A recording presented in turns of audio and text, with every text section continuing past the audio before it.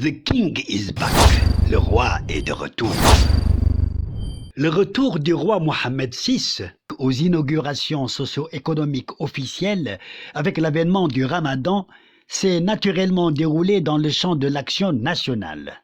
Un retour où, encore une fois, la fondation Mohammed V est mise en vedette dans l'opération Ramadan 1444, à l'instar des précédentes, et ce, dans le cadre du combat permanent que mène particulièrement le roi contre la pauvreté, entre autres cibles programmées pour le développement socio-économique du pays. Cela étant dit, rappelons brièvement les significations de la Fondation Mohammed V et de l'opération Ramadan. La Fondation Mohammed V pour la solidarité est une association nationale marocaine reconnue d'utilité publique créée le 5 juillet 1999, soit 18 jours seulement avant le décès de Feu Sa Majesté Hassan II. C'était donc la dernière grande œuvre sociale qu'il dédia à son peuple dans l'héritage national, transmis à son fils et successeur, Sa Majesté Mohammed VI, qui saura bien s'en occuper en la présidant lui-même. Quel est, en quelques mots, l'objectif de la Fondation Mohammed V pour la solidarité ? La Fondation Mohammed V pour la solidarité lutte contre la pauvreté et la marginalisation sociale en œuvrant pour une meilleure inclusion socio-économique. La réalité du terrain nous démontrera avec quelle détermination et diligence le roi y mettra pour révolutionner l'environnement socio-économique du pays durant 2 décennies. Et pour ne pas rester au stade des paroles seulement, soyons concrets et précis. Le 1er novembre 2001, dans une interview accordée au magazine français Paris Match, le souverain déclarait, je cite, « Nous avons construit 270 foyers pour les handicapés, les jeunes filles dans les campagnes. Cela veut dire qu'en moyenne, presque 10 foyers se réalisaient par mois à travers le royaume. Cela se vérifie facilement. Faites le calcul avec moi. Du 5 juillet 1999, date de création de la fondation, au 1er novembre 2001, date de l'interview du souverain, cela fait même moins de 28 mois. Mais divisons néanmoins 270 par 28, ce qui nous fait 9,64, pratiquement 10 pour arrondir. Imaginons donc la ferveur et le rythme accomplis dans l'exécution de ces projets. 10 foyers par mois, rappelons-le encore. 10 foyers par mois, rappelons-le encore. 10 foyers par mois, rappelons-le encore. C'est inédit dans l'histoire du Maroc. J'ai interrogé l'histoire des réalisations socio-économiques au Maroc depuis l'indépendance. S'il y avait autant de réalisations en si peu de temps? La réponse était non, car la moyenne des réalisations était inférieure au quart des valeurs que nous venons de voir sur cette petite ardoise. Et n'importe quel enfant au primaire CP1 aurait pu faire le calcul. Mieux encore, j'ai interrogé l'histoire des réalisations socio-économiques en Afrique, à commencer par le Maghreb arabe. Le record des réalisations du roi Mohammed VI est terrible. Par exemple, en Algérie, dans la même période, c'est 2 réalisations par trimestre. L'écart est donc énorme pour un pays pétrolier aussi théoriquement riche, se prenant pour le plus puissant économiquement, militairement, socialement dans la région. Alors je dirais pour les détracteurs du roi Mohammed VI, les chiffres sont là, fiables et vérifiables, que vous y croyez ou pas. The King is back. Le roi est de retour. Et à ce jour, le souverain demeure réellement égal à lui-même, car dans le mouvement socio-économique édificateur du royaume, à travers l'ensemble de ses institutions et organes administratifs, même en diminuant la fréquence de ses déplacements par rapport au passé, il n'a pas réduit pour autant de son esprit son énergie, ni de l'État sa synergie. The King is back. Le roi est de retour. Quant à l'opération Ramadan 1444, l'opération traduit la sollicitude royale constante envers les populations en situation de vulnérabilité et vient consacrer les valeurs d'humanité, d'entraide et de partage caractéristiques de la société marocaine. Et pourquoi l'opération Ramadan? Parce que, entre autres causes, la consommation augmente, et surtout accompagnée parfois d'une inflation, surtout pour cette année 2023, où l'inflation a galopé pour atteindre 9,4% au premier trimestre de 2023 contre 4% à la même période l'an dernier, selon le Haut Commissariat au Plan. donc y compris pendant le mois de Ramadan. Un taux record sans précédent.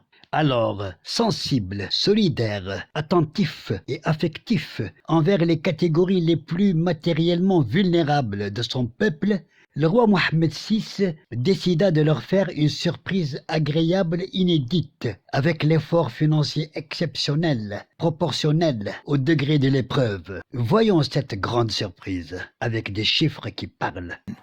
Suite aux instructions de Sa Majesté le roi Mohammed VI Al-Nasro, le nombre des bénéficiaires a été augmenté en passant de 600 000 à 1 million de foyers qui vont donc bénéficier du soutien alimentaire. Retenons bien ces chiffres, de 600 000 foyers à 1 million de foyers en 2023 par rapport à l'année dernière. Cette augmentation dans l'aide alimentaire ramadanienne est très importante. Et pourquoi ?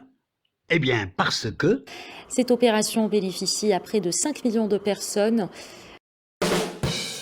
Donc, 1 million de foyers ou de ménages pour 5 millions de personnes. Mais c'est considérable. Cependant, cette statistique devrait être revue à la hausse. Pourquoi ? Parce qu'elle repose sur des données concernant non pas tous les membres de ménage concernés, mais seulement le nombre de personnes en charge par le chef de famille, soit avec ses enfants mineurs.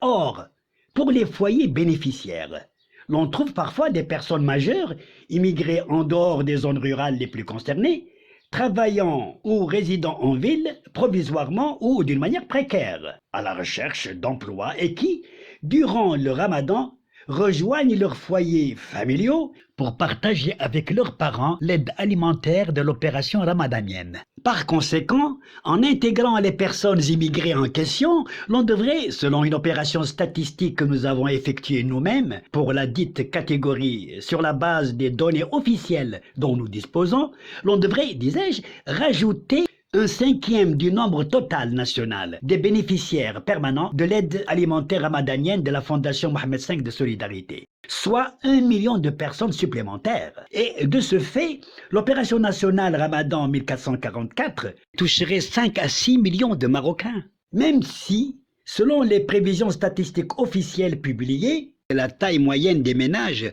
va connaître une baisse significative, passant de 4,6 personnes en 2014 à 3,2 en 2050.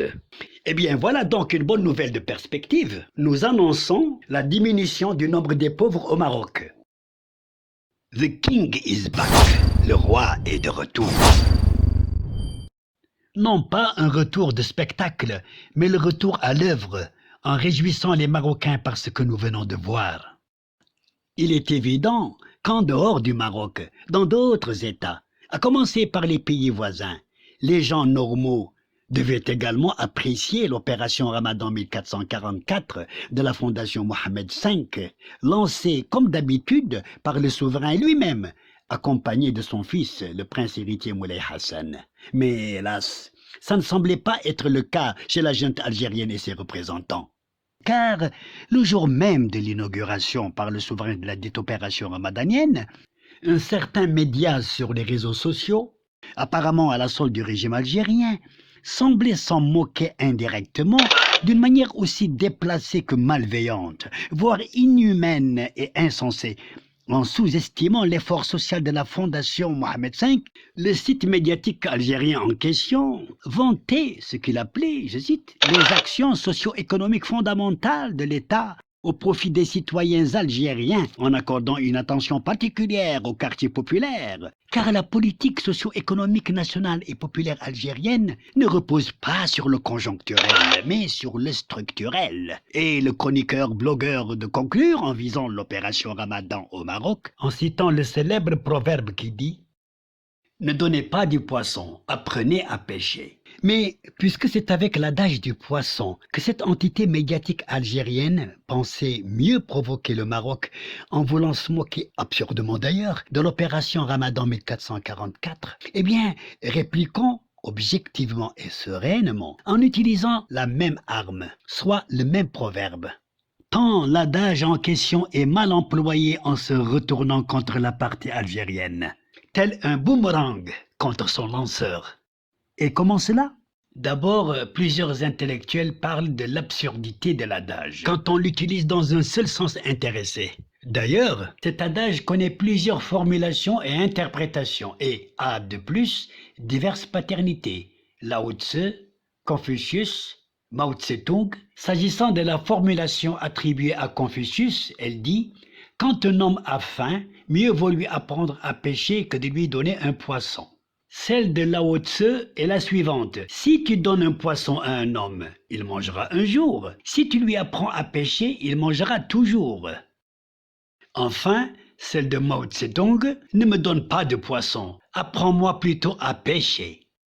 Mais il y a une autre formulation plus récente des précédentes et qui est celle de Michelle Obama, l'épouse de l'ex-président des États-Unis d'Amérique, Barack Obama, qui est docteur en sociologie, pour ceux qui ne le savent pas, avocate, essayiste et enseignante à la faculté de droit de Harvard. Alors sa formulation sur l'adage est bien originale en se distinguant philosophiquement. Voici ce qu'elle dit. Ne nous donnez pas du poisson. Ne nous donnez pas du poisson. Ne nous donnez pas du poisson. Ne nous enseignez pas comment pêcher. Ne nous enseignez pas comment pêcher. Ne nous enseignez pas comment pêcher. Demandez-nous si nous mangeons du poisson. Demandez-nous si nous mangeons du poisson. Demandez-nous si nous mangeons du poisson.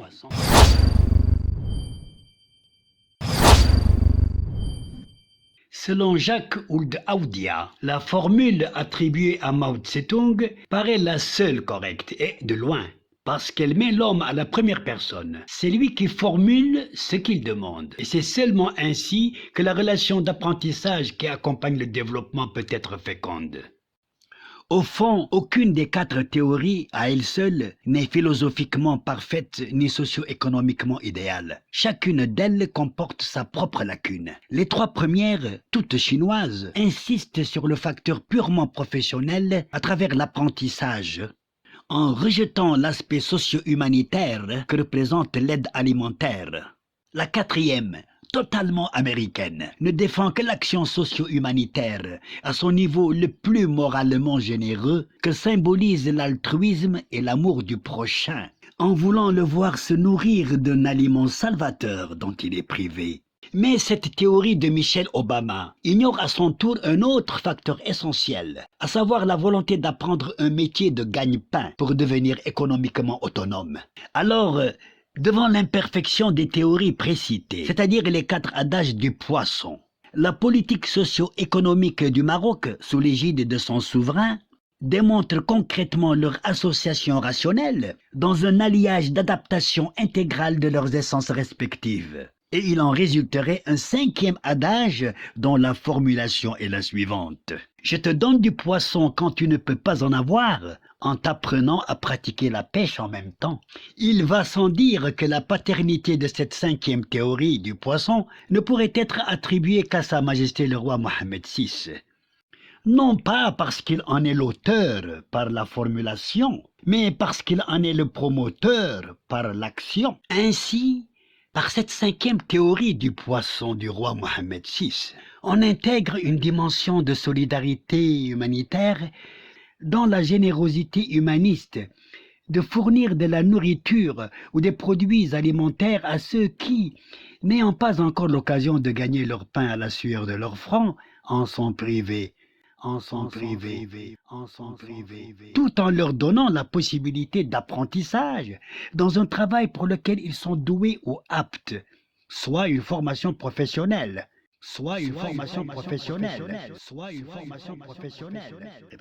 Une théorie dont la politique socio-économique royale, appliquée sur le terrain, constitue l'incarnation concrète. Une réalité cristallisée davantage par un autre levier de gouvernance et de croissance, conçu et dirigé par le souverain lui-même. Il s'agit de l'Initiative nationale pour le développement humain, l'INDH. Aujourd'hui, celle-ci est, à bien des égards, une expérience de développement social et humain unique au plan national comme international. Son statut de chantier de règne, bénéficiant de la haute sollicitude du souverain et l'ambition qu'elle nourrit, sont les atouts de son action sur le terrain. The King is back. Le roi est de retour. à la troisième et dernière partie, si Dieu le veut, je l'espère.